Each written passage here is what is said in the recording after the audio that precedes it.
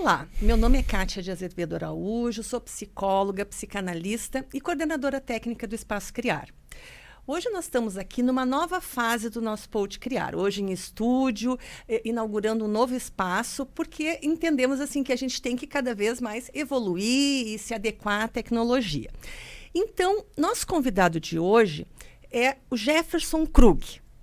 Tudo bom, Kátia? O Jefferson Krug, eu vou ter que ler aqui, porque é um currículo bem significativo, é psicanalista, psicólogo pela PUC, doutor em psicologia pela URGS e no doutorado trabalhou o modelo de entrevista lúdica.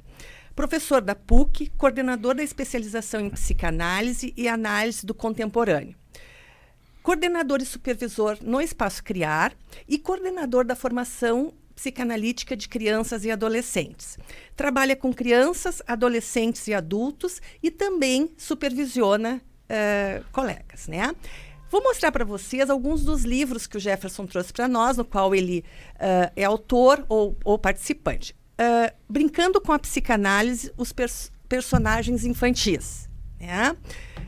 Fundamentos e práticas em serviço escola. Também outro livro, Neurose, Leituras Psicanalíticas, no qual ele participa, e Psicodiagnóstico, né, com outros colegas também. Ele estava me contando que esse livro foi a partir do doutorado, né, Jefferson? Isso, Kátia. Nos conta um pouquinho desses livros, da tua trajetória. Muito bem. Né?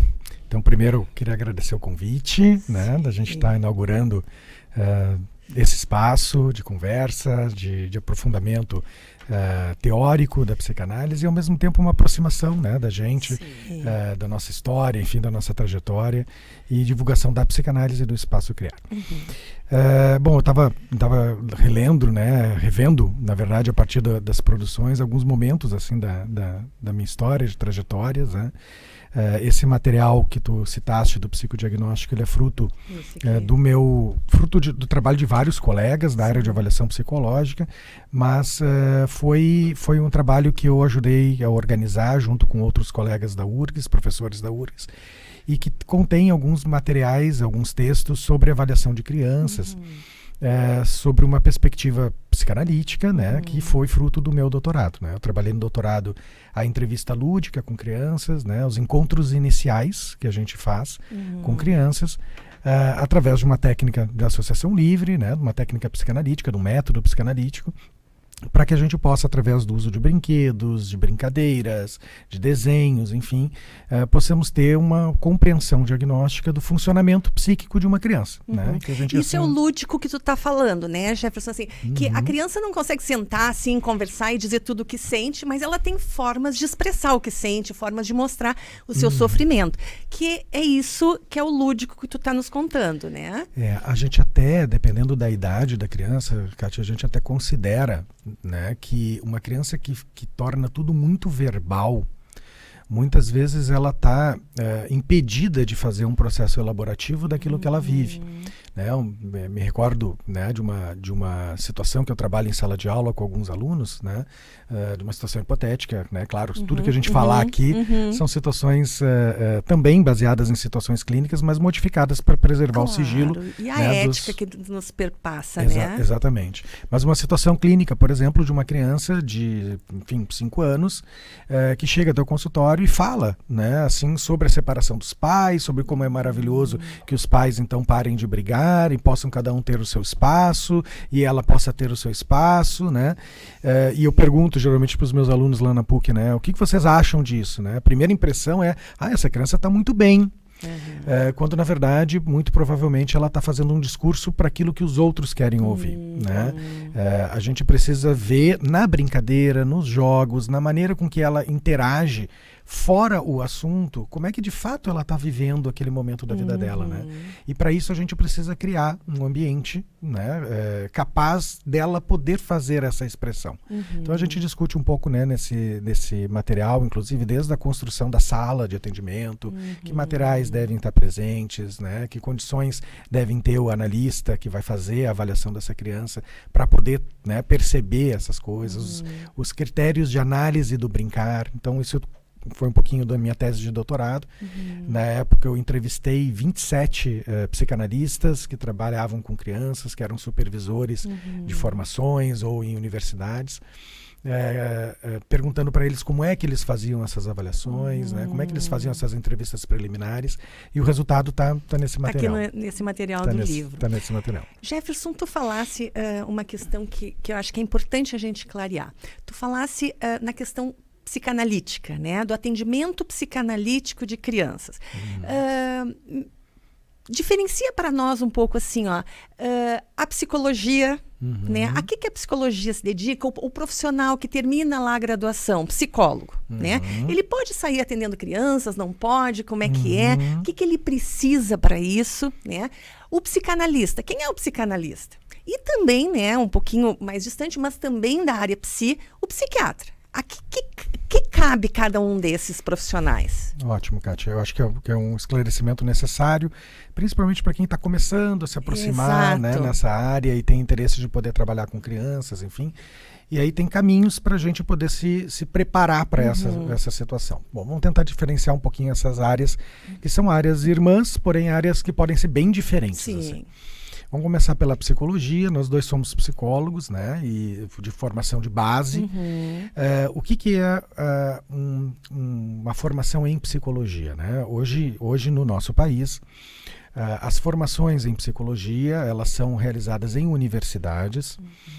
Universidades que têm, né, uma vinculação, um acompanhamento, um regimento, né, que é administrado pelo Ministério da Educação. Que é o projeto político-pedagógico, né? Tem um projeto que precisa dar conta das diretrizes curriculares nacionais, em que vai preparar um profissional para trabalhar em diversas áreas, né, em empresas, em hospitais, em diversos locais, né, mas que também pode trabalhar com a área clínica, né? Isso é uma das áreas da psicologia.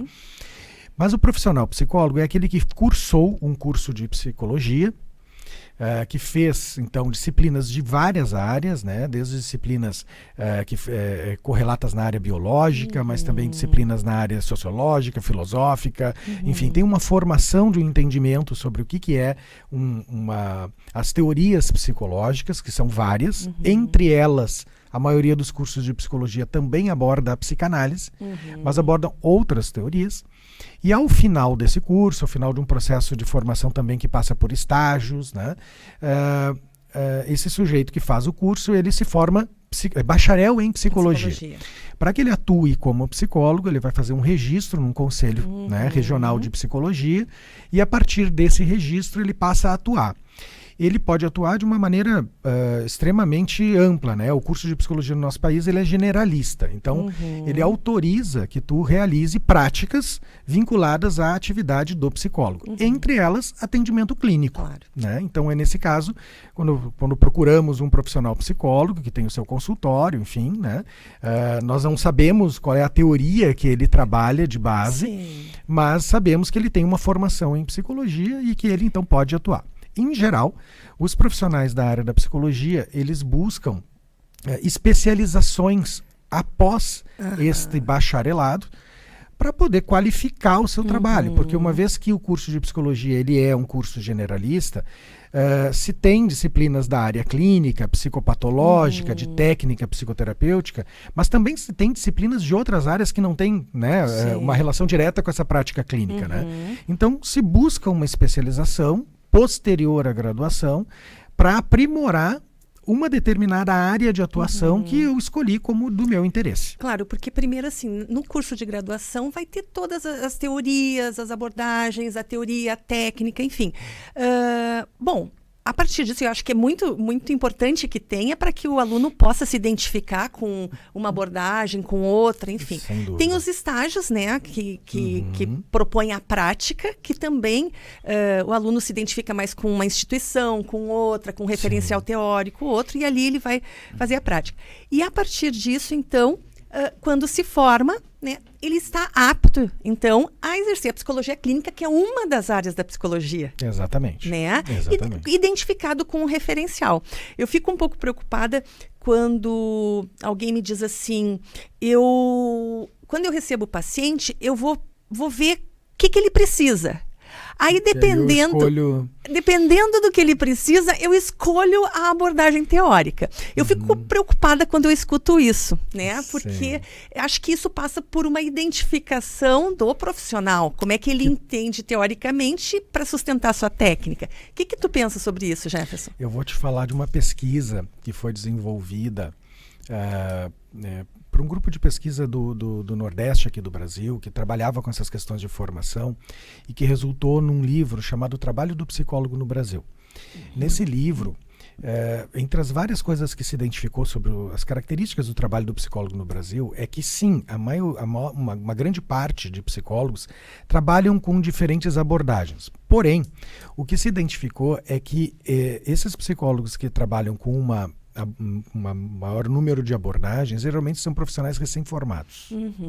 São profissionais que ainda trabalham com uma perspectiva muito funcionalista, assim, né? Numa perspectiva em que, talvez por desconhecer a profundidade das teorias psicológicas, de cada uma delas, entende de uma forma mais pragmática que para um tipo de sofrimento aplica-se tal coisa e para outro tipo aplica-se tal outra coisa. Geralmente isso, na minha visão e também nessa discussão de resultados, né, Kátia, dessas pesquisas, o que indica, assim, que um certo desconhecimento, ainda por estar no início de um processo, mesmo ao término de um bacharelado, já psicólogo, já psicóloga, ainda é o início de uma profissão, ainda é o início de uma preparação técnica.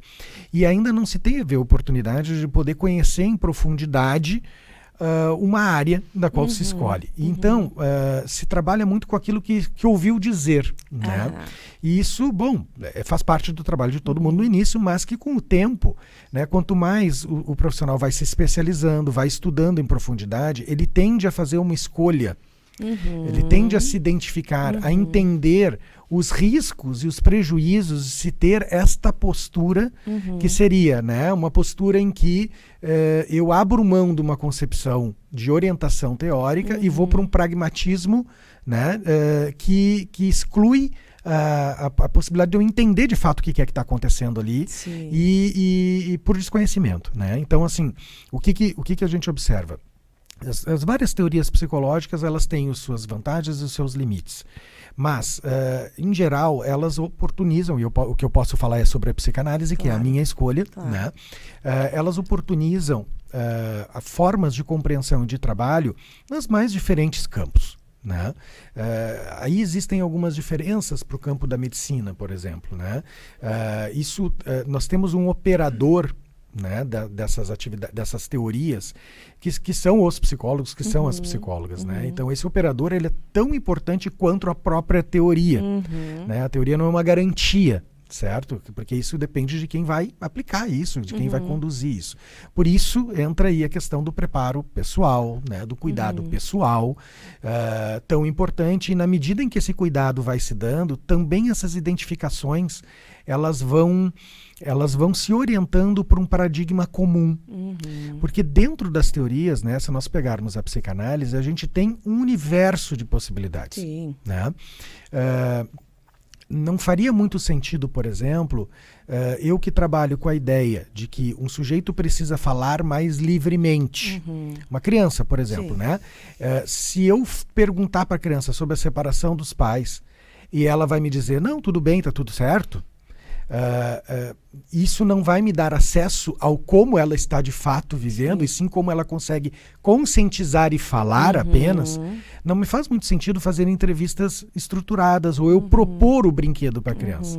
Na medida que eu entendo que essa criança vai falar brincando daquilo que ela sente sem se dar conta, então, portanto, eu faço uma associação livre, eu faço, né, uma forma de entrevista diferente.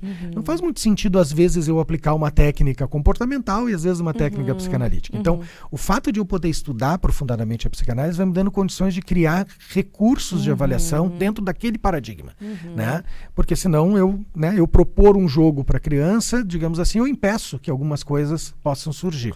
Então, eu permito que a criança escolha, né? Que ela faça essa escolha por conta dela. E isso orienta a técnica, né? A teoria sempre vem antes da técnica. Então, quando eu ainda não conheço muito bem a teoria, eu começo a buscar técnicas, né? Assim, Claro. sem saber bem. E isso faz com que eu busque em outras abordagens, em outros campos. Agora, no momento em que eu estudo profundamente a questão teórica e que eu, na minha análise pessoal, né, também posso começar a construir qual é a minha identificação com aquela forma de pensar o ser humano, naturalmente eu começo a descobrir, isso é uma coisa muito bonita, assim, de ver, né, eu que trabalho com formação, né, assim, em psicologia e também, né, nas formações em psicanálise, de observar que o próprio colega em formação, ele começa a descobrir novas teorias dentro da psicanálise. Eu achei que era só assim que a psicanálise pensava. Não, existem várias formas de se pensar dentro da própria psicanálise. E ali começam a aparecer novos ferramentais para trabalhar diferentes situações, mas dentro do mesmo paradigma. Né? Então, acho que um pouco passa por aí o nosso processo de formação. Sim, né? sim. E, enfim, penso que dessa forma assim, a gente consiga assim, pensar a ideia de que no início talvez a gente lance mão de muitas coisas no sentido prático e técnico, mas aos poucos a gente começa a se criticar, a pensar assim, não, mas espera aí, eu fazendo dessa forma, eu cheguei a tal resultado, mas eu impedi de me dar conta de tais outras coisas, que agora eu sei que são importantes, né? E aí eu começo a buscar outros, né, outras teorias dentro desse paradigma de trabalho. Eu acho que tu está trazendo algumas questões bem importantes a partir do que tu falasse. Primeiro, assim, a questão da singularidade de cada paciente, né? O psicanalista está muito atento à singularidade de cada paciente, o que está sendo dito ali, o não dito, né? Como é que se traduz isso, e que não tem uma fórmula generalista para os pacientes. Não tem uma fórmula mágica, né? Sim. Tem uma construção dentro do setting analítico. Sim. Tu falasse numa outra questão que eu acho bem importante e que já a partir do referencial psicanalítico, falasse na questão da associação livre, né? Que isso é algo muito próprio da psicanálise. Sem dúvida. Né? Sem dúvida. E ao mesmo tempo, também tu fosse falando da questão do que um profissional dessa área precisa, né? E daí me remete ao tripé, né? Sim. Ao tripé psicanalítico. Daí a gente já está falando da nossa identificação psicanalítica, obviamente, Sim. né? E aquilo assim que é importante na nossa área e o que surge como técnica também. Sim. Né? Aí podemos voltar nesse processo de diferenciação, né, da psicologia, da psicanálise e da psiquiatria. Bem, a psicanálise, ela é um conjunto de questões teóricas, técnicas, de compreensão do funcionamento intrapsíquico, do funcionamento intersubjetivo, de grupos, de comunidades, de sociedade. Ela é um conjunto de um saber, né? Um conjunto de teorias que produzem um saber. Ela é, por alguns, considerada uma teoria psicológica. Portanto, ela é estudada de uma forma mais incipiente, mais inicial, na maioria dos cursos de psicologia. Em muitos, ela é a principal teoria ensinada, né? Mas sabemos que isso não configura exatamente uma condição do sujeito compreender em profundidade a psicanálise dentro de um curso de psicologia. Então, o que, em geral, acontece é a busca por locais que ofereçam um percurso, que ofereçam oportunidades de estudo, ofereçam oportunidades de aprofundamento na teoria psicanalítica. Né? Isso configuram-se os centros de formação, né? Os locais que oferecem o que chamamos de formação psicanalítica. Né? Existem diferentes modelos, existem diferentes lugares, vinculações com instituições internacionais, com vinculações, agrupamentos de instituições regionais, e de várias situações. Mas, em geral, são períodos de estudo que configuram um número bastante significativo de seminários, né? Então, aquilo que às vezes na graduação a gente estuda em uma aula, nós vamos ter um semestre inteiro para trabalhar, né? Aquele tema, né? As formações em psicanálise, elas em geral têm entre 3 e 4 anos, né? Assim, isso é, digamos assim, como um planejamento geral, mas as pessoas vão conduzindo conforme o seu tempo. Elas incluem, além do estudo teórico em profundidade, elas incluem uma preparação a partir de uma experiência de supervisão com diferentes psicanalistas que têm uma experiência, uma trajetória já dentro da psicanálise, em que o colega, em formação, leva situações clínicas vividas no seu consultório, sejam pacientes, sejam situações no consultório, né, para discutir com o seu supervisor, para conversar com o seu supervisor e assim poder ir desenvolvendo uma leitura técnica, uma leitura teórica a partir da experiência clínica. Isso chamamos supervisão. Né? Por exemplo, na formação em psicanálise do Espaço Criar, nós temos um conjunto de seminários ao longo de 3 anos que contemplam a teoria da técnica, que contemplam a teoria psicanalítica, que contemplam a psicopatologia psicanalítica. E, além disso, ao longo desses 3 anos, são feitas 3 períodos de supervisão com 3 supervisores diferentes. Né, escolhidos pelos colegas em formação de uma lista de supervisores da instituição. É um espaço riquíssimo, importantíssimo na formação, que depois da formação perdura. Nós continuamos, né, durante toda a vida fazendo supervisão, buscando colegas, né, sejam mais experientes ou não, né, mas que a gente reconhece de um conhecimento em determinada área e que a gente busca para discutir as nossas situações clínicas, né, como um compromisso ético também. Além desses 2 elementos importantes, né, que é o estudo teórico nos seminários e as supervisões, a gente tem o que tu lembraste, né, que é a questão da análise pessoal. Né? Isso não são todos os aí chamaríamos de cursos, né, de especialização, enfim, na área da psicanálise, ou os cursos de especialização em psicoterapia, psicanalítica, que exigem que isso aconteça. Mas nas formações psicanalíticas, né, a gente entende que sim, isso é muito importante, por vários motivos. Assim, a gente entende que durante o estudo aprofundado da teoria psicanalítica, muitas coisas se produzem internamente num sujeito que se propõe a viver isso, né? A estudar isso em profundidade. E ele precisa ter um espaço para poder ver isso na sua própria história. Né? O reconhecimento do inconsciente não se dá apenas por uma crença numa leitura, né? A gente precisa perceber ele na gente, a gente precisa ver ele atuando. Vivenciar isso, né? Vivenciar isso. Quando nós falamos sobre a transferência, a vivência que a gente tem com o nosso analista, com a nossa analista, teoricamente, né, num texto, enfim, é muito diferente de viver isso com o nosso analista. Né? Então, essa vivência pessoal, ela faz com que nós possamos desenvolver uma condição de perceber isso também nos nossos pacientes. Né? Faz com que a gente fique com uma escuta muito mais aguda, muito mais preparada, porque percebemos isso em nós. Né? E podemos lidar com isso em nós e, portanto, reconhecer isso no outro também. Eu costumo dizer assim, Jefferson, como é que eu vou escutar o outro se eu não me escutei? Né? Me escutei num processo analítico, obviamente. Sem dúvida. Porque tem uma questão que é importante. Assim, eu também já fui professora há muitos anos, atualmente não, tu é professor. A gente sabe assim, da importância do tratamento pessoal, mas na graduação a gente pode sugerir. Sem dúvida. Né? A gente sugere, olha, é importante que vocês trabalhem, principalmente quando vai para as vivências em estágio, né? A gente pode sugerir, mas não é uma obrigatoriedade, né? No curso de formação psicanalítica, né, isso passa a ser uma certa obrigatoriedade, né? Porque como é que tu vai estudar teoricamente se tu não te analisou, se tu não passou por esse processo? Sim. Né?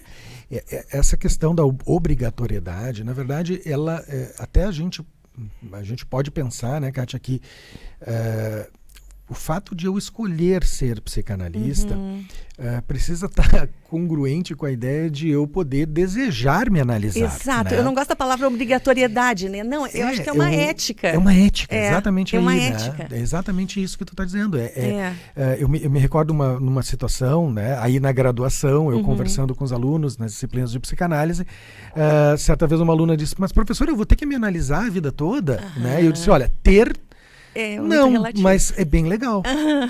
É bem legal, né? Sim. Assim, é uma oportunidade muito interessante de tu poder fazer da tua vida algo cada vez mais complexo, cada vez mais intenso, cada vez mais compreensível, né? E a análise produz isso, né? Se eu pensar que a análise é um problema, é produtora de sofrimento... É porque a instituição tá pedindo, ou o outro já aí, perde o sentido. Exato, aí já não temos mais um processo de identificação de fato com a psicanálise, né?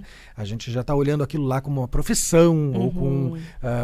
né? Meus pacientes estão tendo que fazer coitados, né? Eu tenho que fazer coitado, né? Sim. Não, é muito bom, né? Claro que isso é um processo de autoconhecimento e implica em momentos de frustração, momentos de tensão. Sofrimento, que faz parte da vida. Mas é que estamos, né, propondo isso também, né? Que os nossos pacientes, que as pessoas que nos procuram para viver, né, os seus sofrimentos de uma maneira mais tolerável, mais possível, né, vivam isso não com um sofrimento insuportável. E nós também precisamos, né, olhar para os nossos sofrimentos e pensar isso, e também para os nossos prazeres, né, entendê-los e enfim, para melhor poder conduzir a nossa vida em direção ao nosso desejo.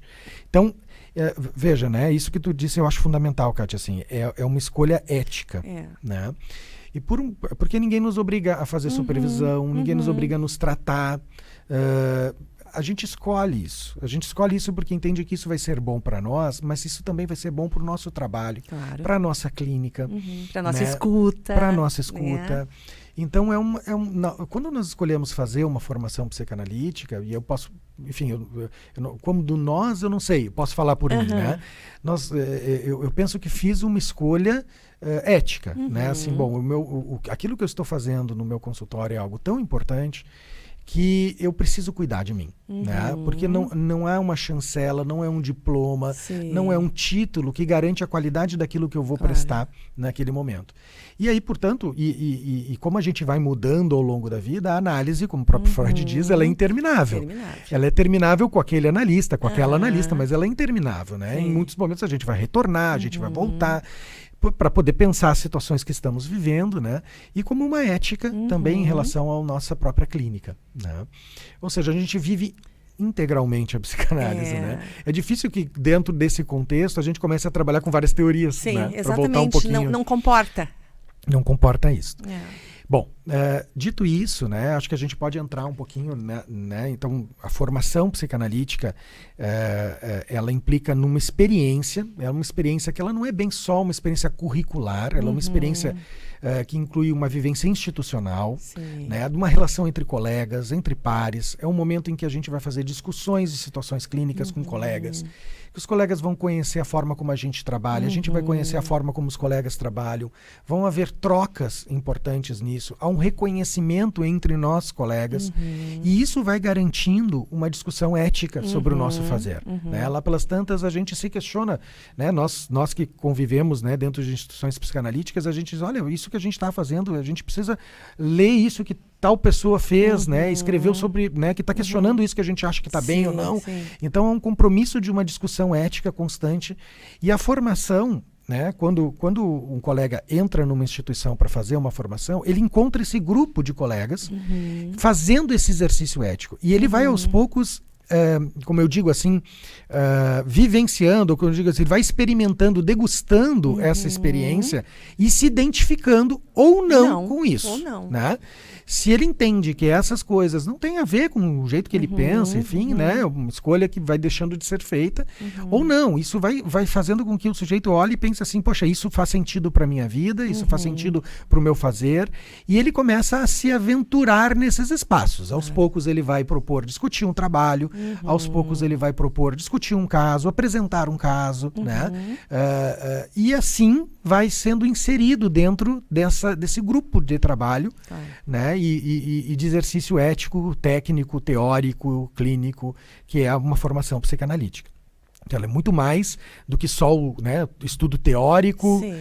Então não é uma coisa assim, às vezes as pessoas, né, assim, como é que é o curso? Né, assim, eu acho que é um pouco mais do que um curso. Sim, né, claro. é uma experiência de formação. E por isso que alguns fazem dentro de 3 anos, outros fazem em 4, 5, 6, porque na verdade ela é interminável. Sim. Né? Sim. Costumamos dizer isso, né? A formação ela é interminável, como uma análise é, mas existem períodos, né, de, digamos assim, conclusão de etapas. Né? Então, esse período de conclusão de etapas, né, da formação psicanalítica, geralmente um deles é quando eu concluo todos os seminários de estudo, concluo as supervisões, né, que eu tenho a fazer, apresento os trabalhos que são necessários, né, em cada formação tem regras, enfim, aqui no Espaço Criar nós temos trabalhos teóricos e trabalhos finais de apresentação e discussão de um caso, onde aquele colega em formação mostra a sua habilidade do uso da teoria psicanalítica para a condução de um processo analítico. E o término, né, disso, então, né, aquela comunidade, aquela instituição entende que aquele colega concluiu uma etapa importante, né, e geralmente esse é um momento em que as pessoas trazem a titulação de psicanalista. Né? Não é uma titulação que o Ministério da Educação dá, não é um reconhecimento de pares e do próprio sujeito que se dá num processo de vivências múltiplas e todas elas, né, com atravessamento ético. Então, um psicanalista é alguém que passou por um processo de formação. Que esse processo de formação, né, assim, tem a ver com o estudo teórico, como tu diz, que aqui no Espaço Criar, a formação psicanalítica do Espaço Criar são 3 anos, né, que passa pela análise, né, pessoal, e que a escolha do analista é individual, assim, não é necessariamente dentro da instituição, né, ele pode ter liberdade na escolha de um psicanalista para que vá se tratar, porque tem que estar identificado, transferenciado, enfim, né, e a questão da supervisão, como tu dissesse, que esse é o tripé psicanalítico que todos nós conhecemos, né, e tem pessoas, inclusive, né, nós falamos da importância da instituição também, né, nessa formação, assim, porque também está identificado com uma instituição, com os colegas que estão fazendo parte do corpo docente, da transmissão da psicanálise, né? Então, isso também, porque o nosso trabalho em consultório muitas vezes é muito solitário, né? Então, a instituição, né, com os seus aportes, com as suas identificações, com seus referenciais teóricos, também é esse quarto elemento do tripé que falamos, né? Sem dúvida. E eu penso assim que é muito difícil ser psicanalista sem estar transitando por instituições, né, e ter as suas identificações e poder nessas instituições fazer circular o seu pensamento e ao mesmo tempo ouvir o pensamento de colegas. Né? Fechar-se num consultório e não ter esse espaço é bastante perigoso, né, para a saúde mental do próprio psicanalista ou do próprio colega psicólogo, quanto também para os próprios pacientes. Né? A gente tende a não oxigenar esse pensamento e isso é muito, muito sério. E, enfim, então um psicanalista, né, seguindo a pergunta que tu fizeste no início, ele tem essa... trajetória. No mínimo, esta trajetória assim, de passagem, né, e de relação ética. Claro. Né? Eu te diria, Kátia, assim, que existem muitos colegas que fazem um curso de formação, se intitulam psicanalistas, mas não empreendem um compromisso ético com a psicanálise em relação a essas práticas que a gente vem falando, que talvez dentro do meio psicanalítico não sejam considerados psicanalistas. Claro, né? Então, enfim, porque não tem esse cuidado todo que a gente está falando. Né? Bem, então, em geral, isso, né, são os psicanalistas. Né? Então, é algo que é posterior a uma formação universitária. A graduação, né, uma graduação. É posterior e, enfim, geralmente as pessoas começam a ter interesses durante os seus primeiros estudos na graduação. Aqui no Espaço Criar, a gente permite que também alguns estudantes de graduação possam participar de alguns seminários, dependendo do momento da graduação que eles estão, possam participar de seminários, inclusive para se testar, se experienciar, se gostam, se aquilo é atraente, se interessam. Às vezes é uma temática que me chama a atenção, eu quero poder estudar aquilo. Né? Não é ainda a formação em psicanálise, porque implicaria nesse conjunto, né, do tripé ou quarto pé, né, a instituição, mas assim... já é uma experimentação. Eu mesmo, na minha época de graduação, fazia vários seminários em instituições psicanalíticas para conhecer, assim, às vezes saía sem saber, sem entender direito, porque era tudo muito complexo, muito difícil, mas aqui tá passando uma coisa interessante, essas pessoas estudam muito, sabe? Eu admirava demais, assim, e pensava, puxa, elas fazem com muita seriedade, assim, elas se preocupam muito com as pessoas que procuram elas. Olha o que elas estão, né, discutindo em profundidade aqui, as coisas não são tão simplistas, e aquilo foi produzindo um desejo que implica, claro, em todo um investimento numa formação psicanalítica, né? Que eu fui buscar, como é que eu quero aquilo, vou dar um jeito de dar, né, de fazer aquilo no meu tempo, na minha forma, da minha maneira, né? Então, é muito importante essas experimentações também, até que a gente chega à conclusão, não, é isso que eu quero fazer, e aí a gente vai fazer. Bom, nesse momento, então se faz o trajeto, né, o percurso, essa transmissão da psicanálise por via de todos esses lugares. E existe um outro campo, psi, né, que tu citaste, que é a questão da psiquiatria. Bom, a psiquiatria é um campo da medicina, né, para que tu sejas psiquiatra, tu precisas ter feito o curso de medicina, né? E após o curso de medicina, fazer uma residência em psiquiatria. Então, como um curso de medicina, o que vai ser estudado é o corpo humano, enfim, né, nas suas mais variadas vertentes de pensamento, mas o corpo humano, cada uma das partes, enfim, a formação é médica, né? E um psiquiatra, ele vai ter na sua residência também o conhecimento de algumas teorias psicológicas, como lá no curso de psicologia se tem conhecimento das teorias psicológicas, né? Não é uma teoria apenas que vai ser estudada, vão ser estudadas outras teorias. E o psiquiatra vai também fazer uma identificação. Mas, em geral, a formação dele é médica. Isso o credencia, por exemplo, a fazer... prescrever medicações como forma de tratamento para sintomas. Sim. Né? Então, algo que um psicólogo que não tem uma formação médica não pode fazer, e um psicanalista também não, porque ele não tem um preparo médico. É só a área de atuação, né? Exatamente. Mas um psiquiatra também pode fazer formação psicanalítica. Com e certeza. Pode ser um psicanalista ao fazer uma formação psicanalítica, né? Ou um médico pode fazer isso, não necessariamente precisa ser um psiquiatra, né?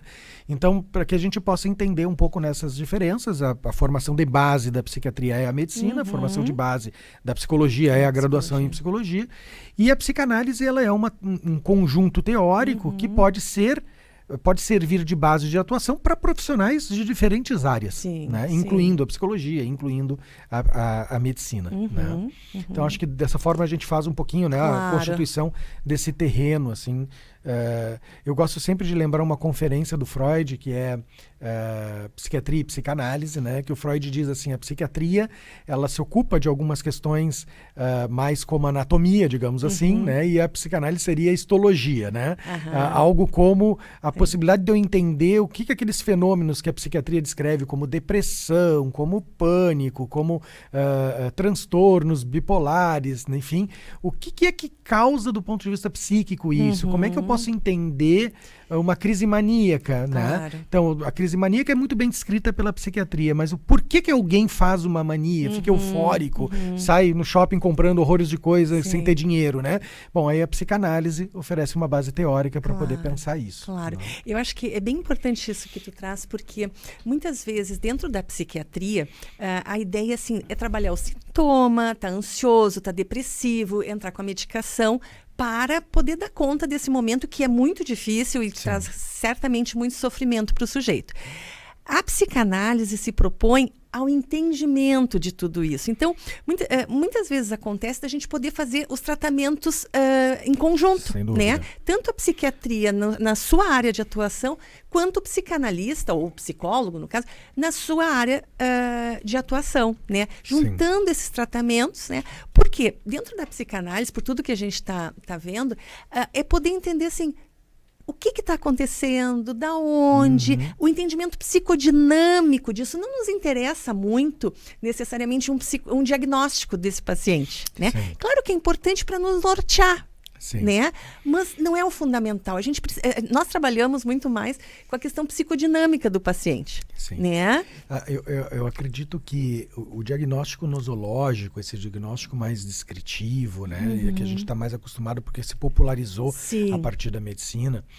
transtorno depressivo maior, enfim, transtorno bipolar, eles são diagnósticos que falam sobre a aparência do sofrimento do sujeito, né? Então, sujeito que se sente triste a maior parte do tempo durante um X número de semanas, sem uma expectativa de futuro, sem um desejo e objetivos de vida. Ok, essas coisas são todas descritas, né? E que levam um nome, tem uma titulação, digamos assim. Porém, as pessoas se deprimem por motivos muito diferentes. Existem tristezas por sentimentos de vazio em relação a si próprio. Existem tristezas, né? Tristezas, talvez a gente esteja vulgarizando um pouquinho o que seria uma depressão, né? Um sofrimento intenso, né?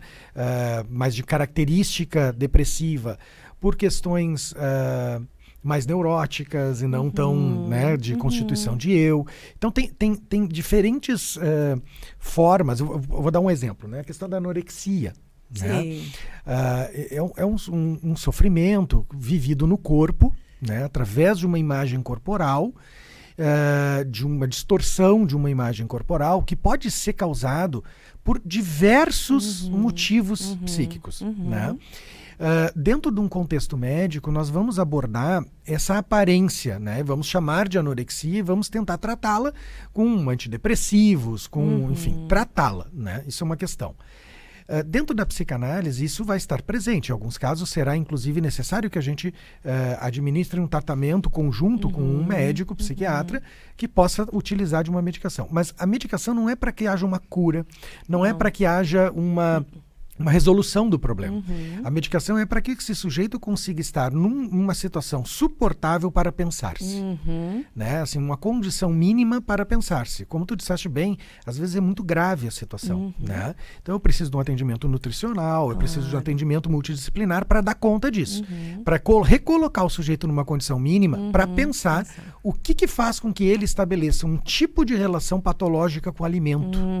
Né? O que esse alimento representa, né? O que esse alimento, que lugar esse alimento está ocupando. Lá pelas tantas, esse alimento é como um brinquedo da criança. Né? E a gente precisa entender o que é que se passa nessa relação com o alimento. E isso não surge, não adianta a gente perguntar para o sujeito. Se ele soubesse, ele não tinha. Claro. Isso vai se descobrindo através de um procedimento psicanalítico que se dá através de um conjunto de técnicas propostas pela psicanálise. Né? Então, isso que a gente aprende numa formação psicanalítica é a construção de um ambiente em que possa surgir esses problemas que criam esta condição depressiva, anoréxica, bipolar, o pânico, fóbica, enfim, obsessiva. Essas condições, elas vão surgir, né, vão aparecer nas sessões de outras maneiras, né, camufladas, como nos sonhos. Né? E isso vai exigir do analisando e do analista um trabalho, né, em torno disso, para que eu possa ir conhecendo os motivos que me levam a desenvolver isso do ponto de vista psíquico. Jefferson, a gente ouve, né, assim, perguntas assim, mas então a psicanálise entende que tudo é psicológico, né? Tudo. Sim.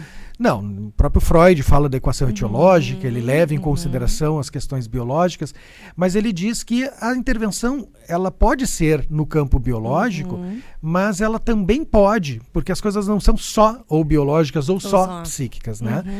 Mesmo que ela tivesse um campo biológico importante para sua determinação, ela produz questões psíquicas, né? Vamos imaginar alguém que tem um sofrimento, por exemplo, um câncer. É uma questão biológica, mas isso influi diretamente nas questões psíquicas. Ela precisa se ocupar disso também, né? Então a psicanálise vai oferecer um suporte nesse campo e na construção, né, de sentidos para aquela vivência que o sujeito está tendo, de maneira que esse sujeito possa substituir o sofrimento, né, por uma compreensão desse sofrimento e que esse sofrimento, mesmo que em alguns momentos se mantenha, ele não produza tanto desespero, dor, que ele não seja insuportável. Claro. Né? E recupere a capacidade de pensar, como tu dissesse, a partir do... E uma questão importante também poder resgatar é que, às vezes, as pessoas, a sociedade, de um modo geral, a cultura, nos coloca num lugar a princípio de perfeição. Se tu é analisado, tu tá totalmente entendido. Como tu, analisado, tá fazendo isso? Sim. Coitado dos filhos, nossos filhos, né? Como tu, filho de psicólogo, psicanalista, tá fazendo isso? Ou, né? Não pode, tua mãe é psicóloga, é psicanalista, enfim, né? Então, eu acho que poder desmistificar, assim, que poder perpassar por um processo de análise não é em busca da perfeição. Não. Em hipótese alguma. Nós continuamos sendo seres humanos, nós continuamos tendo os nossos sofrimentos, né? E como todos os outros, mas a compreensão disso, né, que se dá de uma forma diferente. Eu acho que isso é muito importante. Por isso a ideia também de cura, né? A psicanálise não busca necessariamente uma cura, né? Mas busca algo assim, de uma compreensão, do entendimento disso que muitas vezes a gente repete sem saber por que está repetindo. É como tu dissesse, chegou, bom, eu faço isso, eu sofro, eu tenho esse sofrimento, mas eu não sei por quê, porque se soubesse eu não estava ali, né? Então, como é que é poder dar um entendimento para isso, né, do nosso inconsciente, o meio, o interno, o externo. Passa tanto por uma compreensão intelectual, sim, mas também por uma questão vivencial, né? Poder viver demandas do seu próprio desejo dentro de um espaço que não cobre que em outros espaços isso seja vivido, né? Então passa tanto por uma questão de uma compreensão mais digamos, do ego, né? Assim, um entendimento do porquê sou assim, mas também uma vivência disso, né? Assim, uma experimentação disso num espaço protegido, num espaço diferente daquele espaço externo. Tu falaste uma coisa também muito, muito legal, né? Assim, as pessoas costumam, de alguma maneira, idealizar, né? O que seria alguém que se analisa ou um analista e tal. É comum que a gente espere que o nosso analista seja uma pessoa perfeita, né? Perfeito e tal. Porque tem uma idealização aí, né? Freud chamava isso da colocação do analista no lugar de suposto saber, né? Assim, daquele que sabe, aquele que, né? Na verdade, fala porque ele está querendo alguma coisa e tal. E isso é necessário porque é uma certa regressão, né? Uma situação infantil de dependência dos pais e que a gente vive nessa construção de uma certa identidade de que, bom, eu vou lá para ser protegido por alguém que eu imagino que se cuide, que eu imagino que, né, seja uma pessoa muito boa, porque senão eu não vou me entregar ali, né? Então isso é uma transferência positiva necessária para um tratamento. No entanto, é muito importante, assim, principalmente para os analistas em formação, para analistas em formação eternas como nós, né, que a gente entende que, na verdade, uma análise é um caminho contrário dessa idealização, né? Uma análise, ela produz um sujeito que seja capaz, assim esperamos, né, seja capaz de lidar com as imperfeições e não de não tê-las. E aí, psicanaliticamente falando, lidar com a castração, com os impedimentos, né?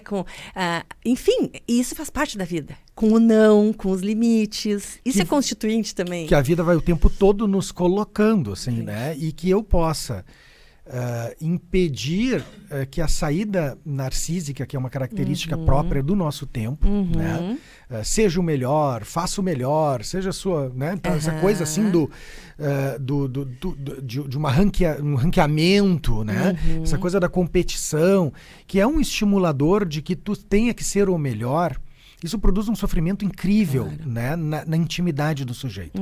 Isso nós, psicanalistas, sabemos porque vivemos isso, a intimidade do sujeito nos nossos consultórios. Nas nossas salas de análise surge isso, assim, como é que eu não vou ser o escolhido funcionário do mês? Como é que eu não vou, né? Ou seja, há uma estimulação de que tu sejas perfeito ou o melhor. E dentro desse espaço, a gente vai combater um pouco isso, né? Combater em que sentido? Assim, de que esse sujeito possa não ficar entregue a essa demanda, né? Que é uma demanda patologizante, criadora de um conflito muito grande. Ao mesmo tempo, ele possa querer buscar, evoluir, mas numa direção do seu desejo, né? E que ele possa lidar com os impedimentos que vão surgindo ao longo da vida dele, seja pelas características dele, seja pelo lugar em que ele está inserido. Né? A gente não pode realizar tudo o que a gente quer em qualquer momento. Né? Então, assim, hoje a gente está aqui num modelo diferente, novo, né, do Pode Criar. E antes a gente estava conversando um pouco sobre essas questões tecnológicas e tal. Em outra época, para que eu pudesse falar com a minha analista, por algum motivo, eu ligava para ela caía a mensagem na secretária eletrônica, eu deixava uma mensagem do meu telefone fixo para ela. Aí eu saía de casa, à noite, quando eu voltava, eu ouvia na minha secretária eletrônica se ela tinha ouvido aquilo. E dependendo da resposta, eu deixava outra mensagem que ela só ouviria no outro dia no consultório dela. Então eu precisava de um tempo em que eu sabia que aquilo... que aquele conflito do não saber a resposta permanecia dentro de mim, e eu era capaz de lidar com isso. Hoje a gente está em um outro tempo em que as coisas são muito mais imediatas. Rápidas. Se eu mando uma mensagem e eu vi que a pessoa visualizou, não respondeu, eu já começo a sentir um desconforto, eu já não acho que... eu já começo a criar fantasias persecutórias, ela não quer me responder, ela isso, ela aquilo, aquilo outro. Então, esse tipo de sofrimento, que é um sofrimento contemporâneo, a gente vê, né? E que está alicerçado essa ideia da perfeição. Eu tenho que dar conta de tudo, eu tenho que ser o mais veloz, o mais rápido. E um processo de análise é um processo em que também protege o sujeito dos efeitos disso. Então, desse imperativo do ser o melhor, né? Do ser o perfeito. Então, o caminho é justamente o inverso, né? O sujeito chega lá querendo ser o melhor e sai de lá feliz com o que é. Exatamente. Né? E desejoso de melhorar coisas em si. Sim, né? Sim. Então, acho que é um caminho um pouco nesse. Mas não é incomum, aliás, eu diria que é o mais comum. Chegar com esta ideia, né, de que o analista é perfeito, que o analista, enfim, né, e não. O que garante que, de fato, a gente esteja num lugar protegido é a ética do analista, não a perfeição do analista. Né? Exatamente. É aquilo que estávamos falando das vivências de uma formação analítica. Exatamente. Né? Da supervisão, da análise pessoal, enfim. Né? Jefferson, eu queria te perguntar uma questão assim. A gente está falando assim da formação psicanalítica, né? Assim, vem da graduação, daí o colega se identifica, vamos dizer, com a psicanálise, daí nós estamos remetendo para o campo da psicanálise. E aí a gente se depara, assim, uma pergunta que muitas vezes os colegas me fazem, assim. Nós nos deparamos no nosso meio com especializações, né? Propostas de de instituições que propõem a psicoterapia de orientação analítica, né? E, por exemplo, vamos pegar o nosso caso, a nossa casa, né? Uma das nossas casas, né? O Espaço Criar. Que se propõe a uma formação psicanalítica. A gente já falou assim dos subsídios, né, do que é importante, do tripé, a importância da instituição. Como é que a gente poderia diferenciar o que é uma especialização, o que é uma especialização em psicoterapia de orientação analítica para um processo de uma formação psicanalítica? Pergunta difícil, Arthur. Pergunta difícil, mas importante, assim, né? Existem instituições muito sérias em todos os campos. Com certeza. Né, assim, que se propõem a trabalhar uma preparação para o trabalho clínico, né, e que, eu diria assim, Kátia, as pessoas têm diferentes transferências com a própria psicanálise, né? Elas buscam coisas diferentes e a partir das suas próprias características, dos seus desejos, daquilo que percebem em si como condições, né? Não como só os impeditivos, mas assim, aquilo que ele deseja de fato fazer, né? E trabalhar. Autores com os quais se identifica, em que algumas instituições trabalham mais, alguns autores menos, outros, né? É impossível trabalhar tudo. Então isso também vai fazendo algum direcionamento nessas escolhas. Tá? Essa é uma discussão que eu me recordo de uma revista que se transformou em livro, organizado pelo André Green. Se não me engano, o nome é Psicanálise Contemporânea, eu acho que é o nome dessa revista, editada pela Imago, em que se fazem com muitos autores contemporâneos, assim, uma discussão sobre essas diferenças. E nesse trabalho falam justamente da dificuldade de classificar muito isoladamente cada uma dessas propostas. Tá? Mas o que a gente observa em relação às instituições que nomeiam aquele espaço de estudo como curso de especialização ou curso de psicoterapia ou curso de formação. O que eu pelo menos identifico até esse momento, tá? Há diferenças em relação ao tempo, né? O tempo desse percurso, né, de estudos. Há uma diferença em relação às escolhas teóricas também. Há uma diferença em relação à obrigatoriedade do tratamento pessoal. Ainda, dentro do tratamento pessoal, há uma diferença na obrigatoriedade de se fazer análise ou se fazer psicoterapia. Né? Então, nos cursos de especialização em psicoterapia, alguns sugerem, né, que tu faça terapia. Claro. Né? Outros sugerem que tu faça análise, né? Com uma frequência maior, em alguns casos com o uso do divã. Outros não sugerem. Isso se tu não quiseres fazer, tu não faz, ali tu vem fazer um estudo teórico, né? Outra diferença que existe em algumas instituições é a questão da própria supervisão, né, das horas de supervisão. Tu pode fazer supervisão com pessoas da instituição, ou tu pode fazer com quem tu quiser supervisão, né? Tem instituições, então, que tem modelos diferentes, assim, que são menos curriculares, né? Instituições lacanianas geralmente têm uma coisa um pouco mais, assim, fluida, assim, daquilo que vai aparecendo dentro da experiência. Então, existem muitos modelos diferentes, sabe? Assim, e muitos modelos sérios, muitos modelos importantes, preparatórios. Mas se eu fosse te dizer, assim, que talvez exista uma coisa que marque uma diferenciação, é que nas formações em psicanálise, que geralmente levam as pessoas a se considerarem ou a se intitularem psicanalistas, existe uma prerrogativa de um estudo aprofundado na obra freudiana, né? Isso é uma coisa importante, assim, numa referência de preparação, no entendimento psicanalítico de base freudiana.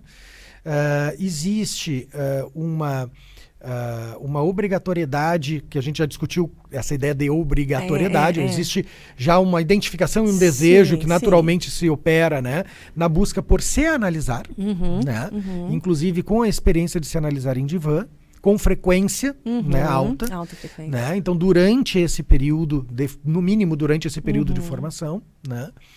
E existe um conjunto grande, uma carga horária grande de seminários, né, teóricos, em que se estuda, em grande parte, a teoria freudiana, em alguns lugares a freudiana e outras teorias, em outros lugares mais a freudiana. Então, isso configuraria uma formação psicanalítica, né? Mas isso que eu estou falando é passível de discussões. Outras pessoas talvez pensem diferente e acho que sim. Estou trazendo um pouco da minha experiência de contato com instituições de formação psicanalítica e de instituições de formação em psicoterapia, de orientação psicanalítica, em psicoterapias infantis, em psicoterapias, enfim, né, de outras ordens. Né? Então, assim, acho que talvez essa diferenciação ajude a entender. Né? Acho que talvez sejam as formações psicanalíticas o lugar de maior mergulho, né? Assim, numa experiência psicanalítica de um conjunto maior de supervisão, um conjunto maior de análise, de intensificação de um processo de análise pessoal e também, né, de uma carga horária maior de seminários. Claro. E só continuando por aí, né, porque tu também do meio acadêmico, eu por muitos anos fui do meio acadêmico, também poder falar do mestrado e doutorado, né, que não é o nosso caso. Que o mestrado e doutorado, só a nível de esclarecimento, né, são também espaços de trabalho, de atuação, mas que estão relacionados à pesquisa, né? Então, assim, o mestrado, o doutorado, e necessariamente vinculados a uma instituição, a uma universidade, né? Que vão trabalhar com pesquisa, que é outro foco, né? Que pode ser dentro do referencial psicanalítico ou dentro de outro referencial, enfim, mas isso mais relacionado à universidade, é uma instituição universitária. Então, né? Então aí é uma outra questão, assim, né? A gente pode falar de especializações estrito sensu, lato sensu. São, por exemplo, mestrado. Eu fiz mestrado em psicologia clínica. Né? O meu tema foi, eu analisei grupos de criança, né? Como avaliar crianças em grupo. Esse foi o meu tema de mestrado. E, ao término do mestrado, eu tive um título dado pela universidade que organizava esse curso de mestrado, de mestre em psicologia. O meu mestrado foi sobre psicanálise. Eu trabalhei autores franceses, enfim, de Chef, de Dienzier, Caes, enfim, que trabalhavam questões de grupo com crianças e tal. Isso não quer dizer que eu sou um psicanalista, mesmo que eu estivesse ali, né? Eu poderia fazer um mestrado ou um doutorado em um programa de pós-graduação em psicanálise. Isso também não é um programa que forma psicanalistas. Não. Né? Porque é um lugar em que a gente vai aprender a fazer pesquisa, é um lugar em que a gente vai ter provavelmente disciplinas relacionadas à docência, questões pedagógicas, que a gente vai estudar metodologia. Vamos estudar temas psicanalíticos, sem dúvida, né? Mas isso não é uma formação em psicanálise. Exatamente, né? Esse é o diferencial, são coisas diferentes, se busca coisas diferentes, o objeto é diferente. Perfeito, né? Eu fiz o meu doutorado em psicologia, sou doutor em psicologia, o meu tema foi o trabalho da entrevista psicanalítica com crianças, né? O encontro com crianças e tal, mas isso não me torna um psicanalista, porque não tem esse conjunto de outras questões que eu estava falando antes, né? E é a mesma discussão a questão do bacharelado em psicanálise, né? Quer dizer, será que o estudo de uma graduação me forma um psicanalista? Né? Me parece que sim, me dá condições de conhecer teoria psicanalística, o que é muito diferente de ser um psicanalista. Né? Muito diferente de ser um psicanalista, né? Que é uma questão que se tem discutido agora também com essa questão do bacharelado e tal. Então, acho que essas diferenças são importantes. Estudar psicanálise não é privativa de ninguém. Claro. Né? Só psicólogo estuda psicanálise, só médico, psiquiatra estuda. Não.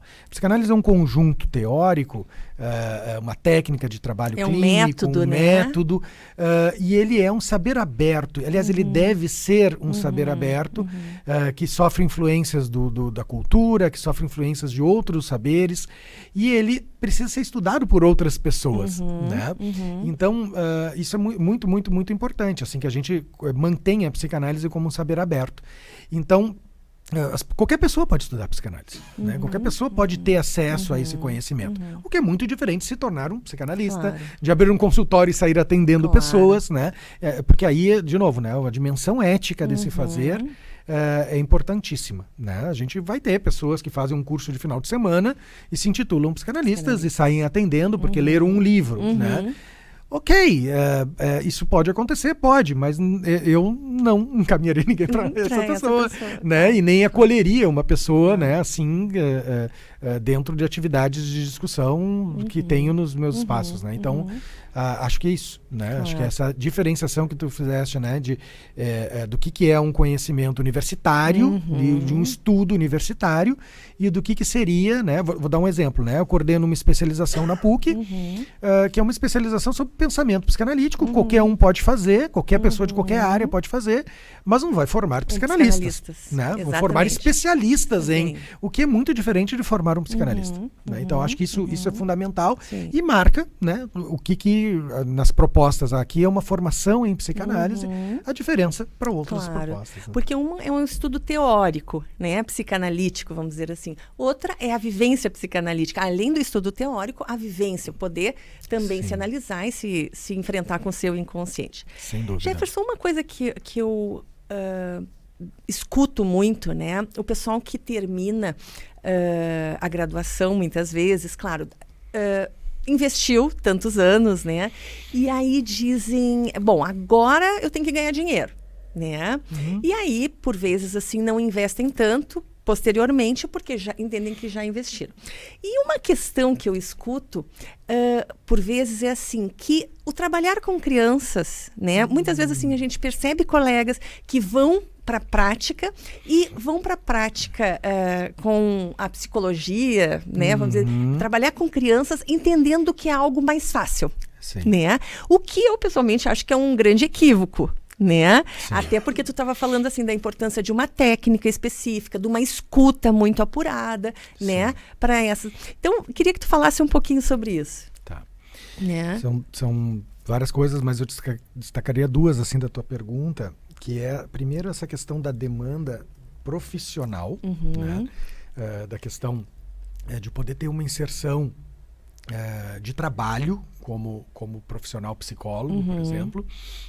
E a outra que é o que é que eu vou encontrar, né, nesse processo e que vai me demandar preparo. Porque, em geral, como a gente falou antes, a formação em psicologia ela é generalista. E como uma formação generalista, é impossível que tu tenha durante a formação todas as experiências possíveis que tu vai encontrar no momento em que tu abre um espaço de escuta para as pessoas. Né? Vão chegar situações que tu nunca trabalhou, que tu nunca viu, que tu nunca... Né? Então, não tem como dissociar, penso eu, numa postura ética, trabalhar de estudar. Né? Essas coisas elas precisam estar sempre juntas. Pode ser que em alguns momentos eu não consiga estudar da maneira que eu gostaria neste momento, mas eu preciso, de alguma maneira, estar buscando um amparo de aprofundamento teórico, de aprofundamento técnico, no momento em que eu me predisponho a abrir, né, um espaço de escuta, um consultório, ou trabalhar em algum lugar, né, no serviço público, numa escola. Eu preciso ter um lugar em que eu discuto essas coisas, né? Não é porque eu tenho um diploma que eu estou preparado para qualquer coisa. Isso não é assim. Se essa ainda é a ilusão, né, que se tem, provavelmente esse profissional vai sofrer bastante, né? Ou vai recair em soluções mágicas, né? Assim, em dependências de instrumentos, né? Então eu só trabalho com esse teste, né? Assim, porque não desenvolvem em si uma capacidade diagnóstica e de escuta. Bom, e de trabalho técnico. Então esse é um primeiro ponto, assim, né? Que eu não dissociaria. Se alguém ainda pensa, né, nessa ideia de, bom, agora é a hora que eu vou trabalhar, eu não vou estudar, vou dizer que vai ter problemas. Vai ter problemas bem complicados, assim, né? Acho que não existe bem esse momento de uma quebra de que a partir de agora eu não estudo mais e eu só trabalho, né? Eu vou ter que computar de alguma maneira na minha organização, inclusive financeira, algo de investimento nisso. É isso que vai dar o crescimento, naturalmente. Tá? Mas isso é um papo para falar sobre profissão, assim, né? Sim. E aí entra a tua segunda questão, que agora eu esqueci, Kátia. Que é a questão, assim, de algumas pessoas acharem, alguns profissionais acharem que tratar criança seria algo mais fácil. Perfeito. Não, então, o que acontece, assim, a gente sabe que uma grande parcela das pessoas que buscam escuta são adultos que buscam escuta para suas crianças, né? São adultos que vêm com questões de avaliação de crianças. Isso também, naquele mesmo material que eu citei antes sobre o trabalho do psicólogo no Brasil, fala daquilo que o psicólogo mais faz, né? E uma das coisas que ele mais faz é avaliação de crianças, né? Então, por quê? Porque às vezes alguns adultos receiam de buscar, né, auxílio para si próprio, mas quando vêm os filhos por demanda de escola, etc., buscam para os seus filhos. Bom, então há uma clientela grande nesse campo da infância e da adolescência e que faz com que surjam demandas para escutas. O que acontece, assim, né? A criança, pelas características dela, pode, em alguns momentos, parecer mais simples, porque a condução, ela é uma condução menos impositiva, no sentido de uma troca de saberes cognitivos, assim, intelectuais, né? Então, entre um adulto e um terapeuta adulto, porque a criança brinca, porque a criança, então, traz as coisas, talvez, mais simbolicamente, né? Então, tem uma coisa, assim, mais romanceada do trabalho clínico, né, em torno da criança, parecer mais fácil. É só brincar. Isso é um grande erro. Só brincar, exatamente. Porque se só é triste quando a gente ouve isso, porque na prática mostra que não sabe o que está acontecendo, a seriedade que é uma situação lúdica, né, e o que se expressa ali. Então, pode ser que conduza algumas pessoas a ter essa visão, Kátia, que tu ouve de eu vou abrir o consultório para trabalhar com crianças, né, e eu vou fazer isso. O que eu constato, assim? Às vezes essa simplificação do processo de escuta infantil traz prejuízos muito sérios, né? E geralmente situações muito patologizantes, porque o colega não está preparado a fazer uma escuta, então quando ele não consegue explicar, ele explica pela via da patologia, né? Então isso aqui é um transtorno de déficit de atenção e hiperatividade, é por isso que ele é assim. Mas por que ele é assim? Eu não faço a mínima ideia, porque eu não tenho base teórica para pensar, para escutar, para poder trabalhar. Eu não tenho. Por que ele transforma em agitação, em descarga motora? O que é aparelho psíquico? O que é a construção de um aparelho para sonhar, para pensar, para criar símbolos? E quando isso não existe, ele vai para descarga motora, ele desatenta, não porque ele tem um déficit, mas é um jeito dele se proteger da excitação de muitas coisas que ele não dá conta. Então aí eu vou para a via médica, né? Vou para uma medicação, vou para... por que às vezes isso caminha por aí? Caminha por aí por falta daquele preparo teórico que a gente vinha falando antes. E aí começam os casos a serem muito repetitivos, assim, né? Às vezes eu recebo colegas que vão começar a fazer esse percurso de estudos em psicanálise e já tem alguma coisa clínica e eles trazem assim, minha clínica só tem hiperativo. Ou a minha clínica só tem autista, né? E aí a gente vai olhar e ele trata igual todos. Porque ele está tratando pela aparência, né? Aquilo da anatomia que a gente falava antes, né? E não pela histologia. O que cria cada condição autística ou cada condição hiperativa e que vai dar o tom subjetivo de cada um e que vai permitir um trabalho muito mais profundo, de construção e não só de amparo, né? Assim, de diminuição de sintoma, né? Mas de condição de uma estrutura para que o sintoma não seja necessário. Porque aquela criança não precisa se desatentar, que ela não precisa, e que o que faça isso não seja a medicação. Sim. Porque a medicação não cura, ela apazigua. Né? Então, em alguns momentos, ela, como a gente disse assim, vai ser necessária para pôr essa criança num mínimo de pensar-se. Mas isso não é uma cura ou um tratamento que, de fato, produz uma independência da própria medicação. Claro. Né? Então, existe essa vulgarização, às vezes, né, desse processo como terapia só brincar. Né? E isso é muito sério.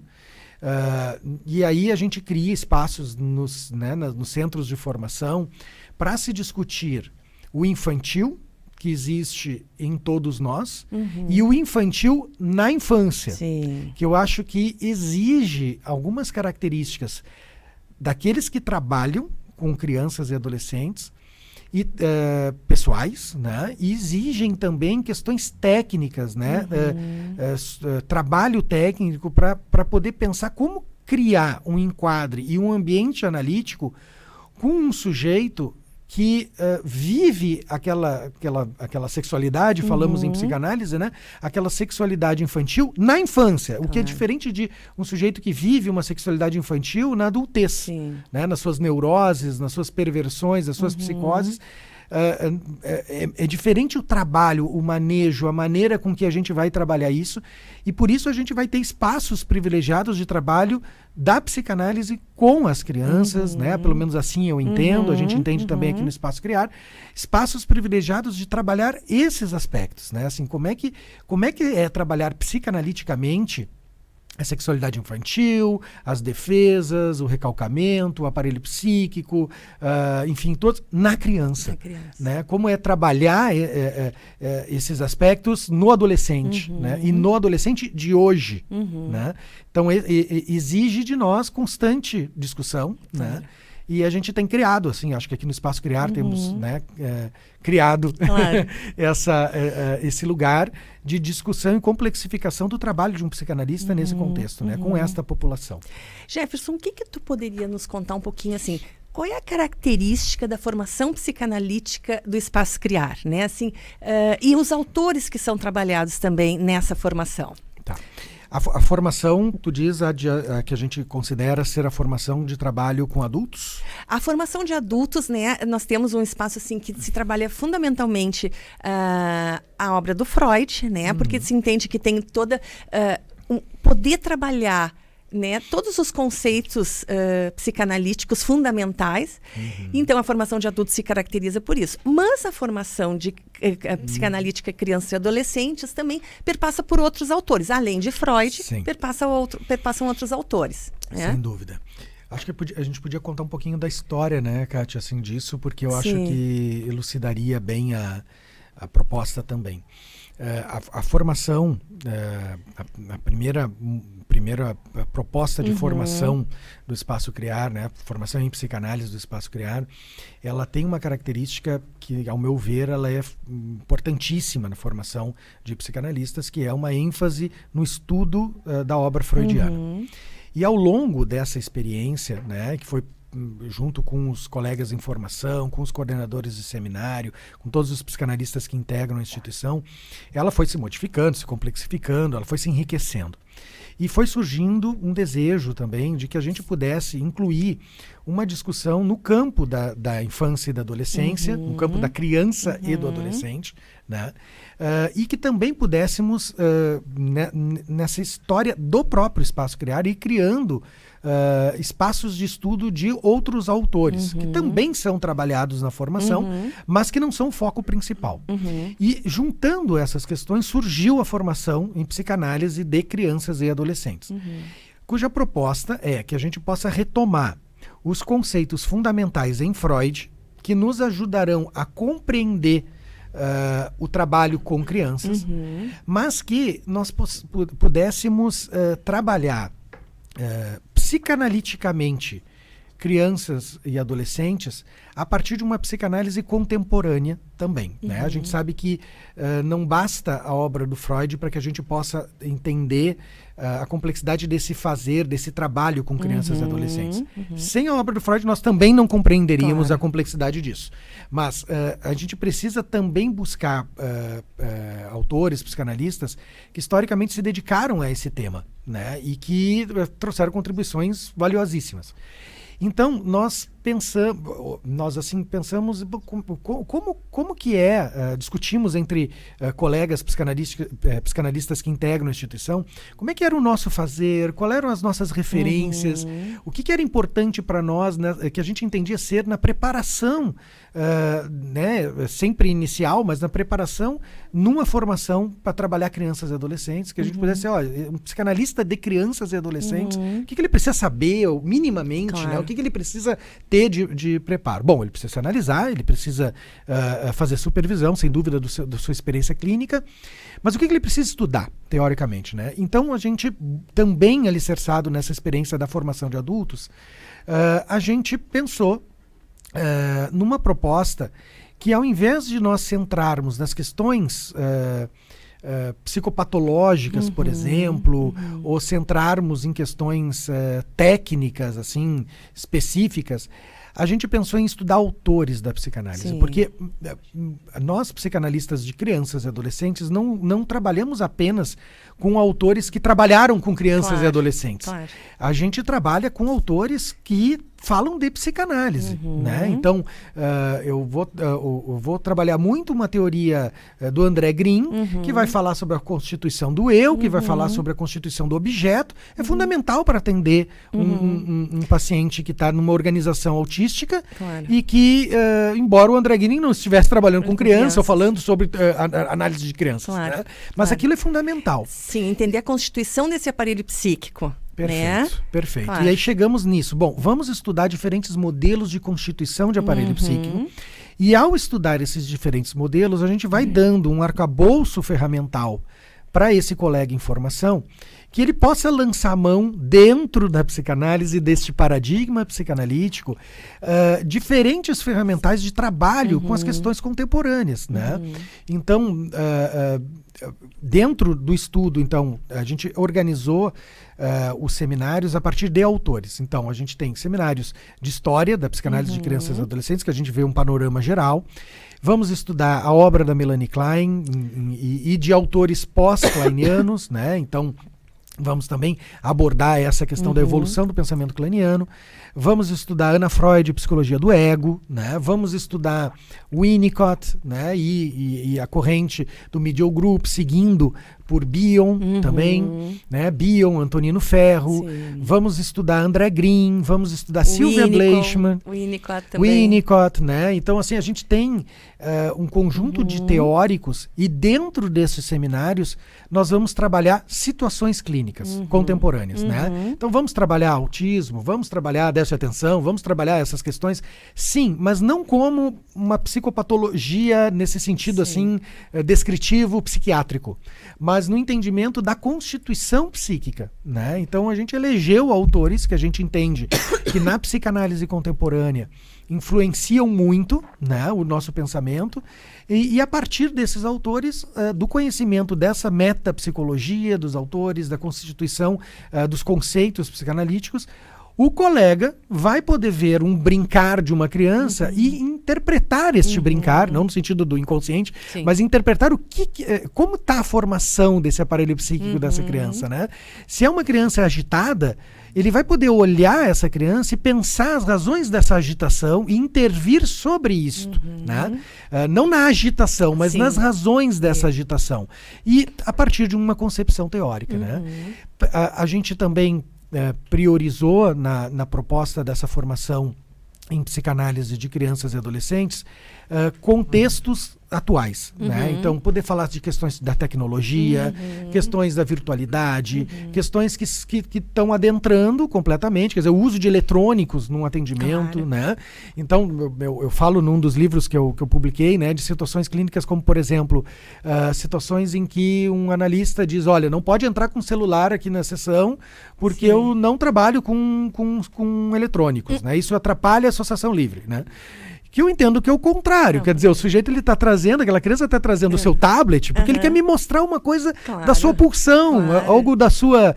Né? Pode ser uma resistência? Pode, mas aí trabalharemos isso, né? Qual é a relação dele com aquele objeto, enfim, com o celular, com o tablet, enfim, e que importância tem na sua vida, né? Eu acho que isso é fundamental. O que ele vive ali, né? Que jogo que ele escolhe? O que ele gosta, né? Não, eu só trabalho com Lego, não com Minecraft, né? Entendem? Assim que ali tem um espaço de intervenção que pode ser um espaço de intervenção psicanalítica, né? Eu não necessito que seja com argila, eu não necessito que seja necessariamente dessa forma. Pode também ser, né? Então também uma perspectiva de um psicanalista que trabalhe não com o brinquedo, mas com o brincar. Sim. Né? Não com a forma, né? Mas com o conteúdo do que está trazendo. E aí, para isso, a gente entende que precisa de um arcabouço teórico muito, muito importante. Né? É o foco, né, dessa formação que a gente tem. E além disso, durante a formação tem seminários clínicos, né? Além de todo esse referencial teórico que tu colocasse, inclusive Lacan também, os franceses, né? Também tem um Pierre, tem um espaço para seminários clínicos. Sim. Né? São 3 anos, né, de formação em psicanálise de crianças e adolescentes, e durante 2 anos a gente tem seminários clínicos. Nesses seminários são espaços em que os colegas da formação trazem situações clínicas para discussão e vão se eleger temas, né? São seminários em que nós elegemos temas. Então, olha, nós queremos trabalhar a questão da relação do psicanalista na escola, né? Porque não é só numa ênfase num atendimento individual em consultório. Assim, a gente também quer dar espaço para poder se falar sobre em outros modos de intervenção, né? A questão do atendimento de pais. Exato. Né? Então, esses seminários clínicos, eles vão ser tematizados a partir da demanda dos colegas, né? Do que eles estão vivendo de desafios na sua clínica, e a partir dali o coordenador do seminário vai eleger textos que vão ser discutidos e situações clínicas ou situações de trabalho de um psicanalista, que não se restringe à clínica, que vão ser trazidas para debate do grupo de colegas. Né? Então, é um espaço de enriquecimento muito grande da vida prática daqueles colegas, né? Assim, de que a clínica deles, que o espaço de trabalho deles em instituições e tal, possa ser um espaço que diretamente esteja entrando e dando sentido para aquilo que está sendo vivido na formação. Claro. Né? Então, isso ocorre no 2º e no 3º ano da formação, tá? Durante toda ela. Né? Sim. Não, e esse é espaço fundamental porque, na medida em que vem um material de um colega, os outros também estão aprendendo. Sem dúvida. Né? Sem dúvida. Eu te perguntava, assim, da questão de alguns colegas, assim, entenderem que o trabalho com crianças seria mais fácil, mas tem todo o trabalho com os pais dessas crianças também. Eu percebo na clínica do Espaço Criar, né, uma demanda muito grande, principalmente esse momento pós-pandêmico, né? Pós é relativo, né? É relativo. Mas, enfim, o quanto tem vindo uma demanda enorme de crianças, né? Em função, assim, da dificuldade de retornar às escolas, né? Do relacionamento com colegas, né? O quanto as crises de ansiedade estão muito acentuadas, né? Em diferentes faixas etárias. Então, na clínica psicanalítica, na clínica do Espaço Criar, na clínica psicanalítica do Espaço Criar, tenho percebido essa demanda, né? E por outro lado, por vezes, pessoas que não se preparam tão bem para esse atendimento de crianças, o que eu acho, é aquilo que voltamos ao tema da ética, né? O que eu acho um risco, né? Porque tem todo um cuidado aí. Eu posso assegurar que o investimento no estudo é diretamente proporcional ao crescimento profissional. Com certeza. Eu não tenho outra experiência. Né? Eu sou professor desde 2005.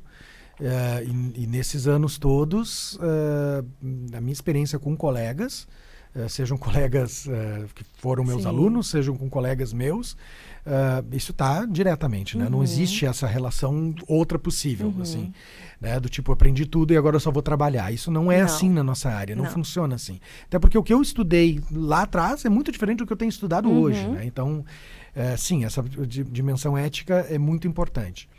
Eu diria, acrescentaria ao que tu trouxeste, assim, Kátia, a questão dos adolescentes, tá? O que isso tem me chamado muito, muito atenção.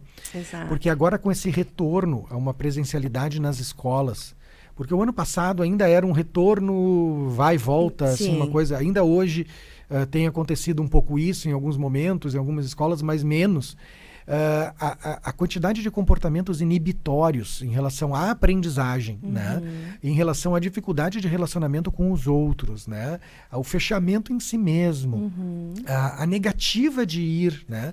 Porque isso colocou, imaginem, né? Muitos adolescentes que tinham 13 anos quando iniciou a pandemia, agora aos 15 voltam e se deparam com o corpo do colega. Exato. Com o seu corpo, completamente diferentes.